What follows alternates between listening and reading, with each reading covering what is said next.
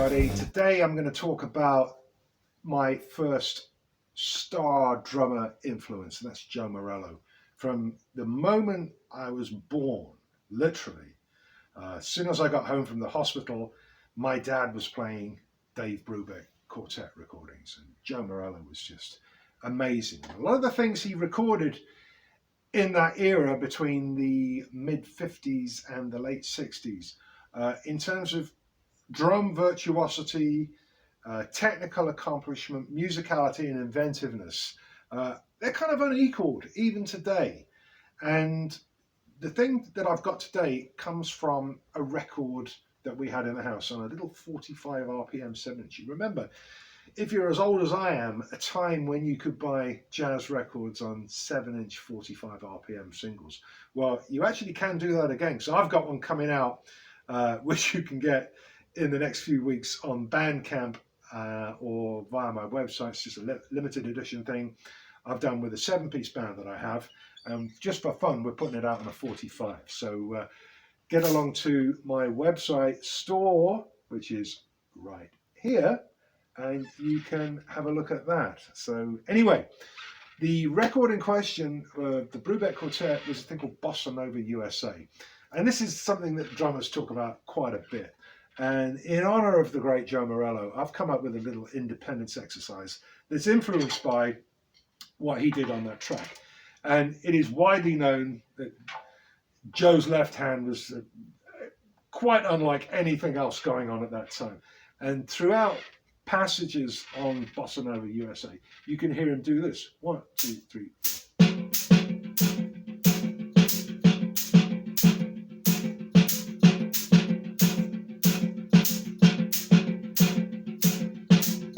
Now, he used a very, very precision finger technique, and I mentioned this the other day on the cruising speed video. I do this a completely different way. I get the accent using exactly the same motion that I use if I'm keeping time with it. It's the same as the left hand brush swish motion. Just dropping brushes all over the place here. So that's how I do it. I get the momentum from that and then use different combinations of my thumb, index finger, middle finger, and ring finger to get the ghost notes. And what we're going to do today is we're going to take that signature pattern of Joe's, and our old friend crops up again. Pages 34, 5, 6, and 7 of the Ted Reed book. And I'm going to take those rhythms and use them as ride ostinatos.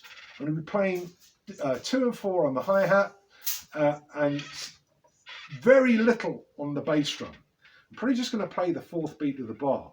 1, 2, 3, 1, 2, 3, 1. That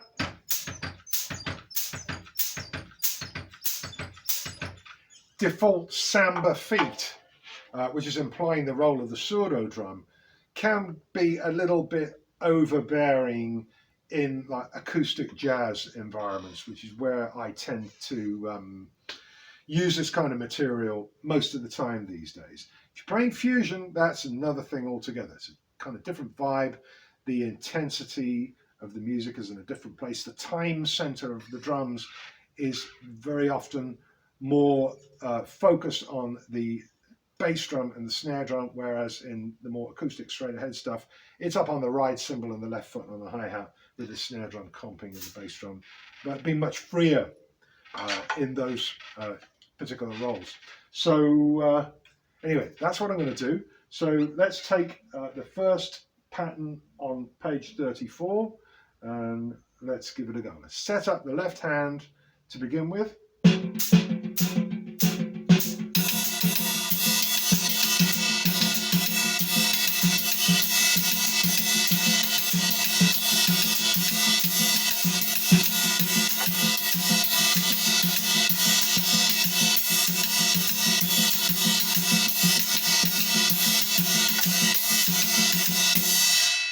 So I segued into the next line of the syncopation book, and what I try to do when I'm doing this, it's another endurance study like we saw a couple of videos back. I'll try to play 8 bars of each pattern, take it down to cruising speed.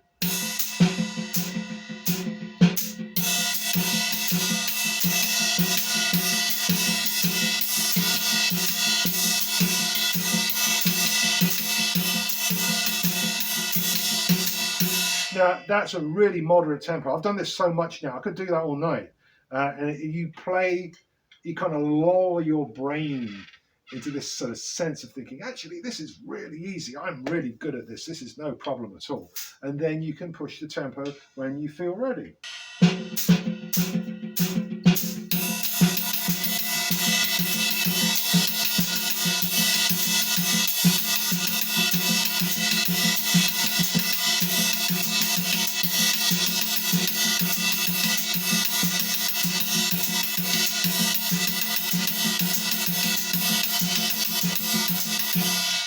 Traditional left-hand players, what you've got to avoid when you're doing this is having like a single pinch point. You just got to let the whole hand sit around the stick. The momentum comes from the wrist and forearm motion, and then the fingers just, once you've thrown it down, the fingers can just gather it up.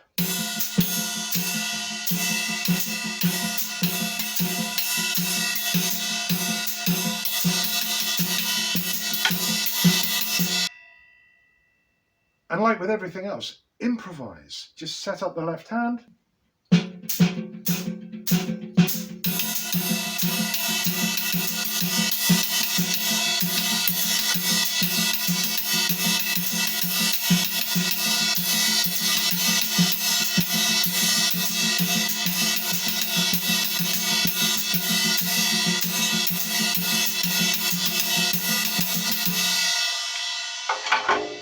Lots of fun. Take it slowly, find a tempo where it feels comfortable. When you know you can do it, increase the metronome marking by increments of 4 BPM. That's really enough to really kind of build on the solid foundation that you're developing through all of this. So anyway, there's a little tip of the proverbial hat to the great Joe Morello, and I'll see you next time. Take care.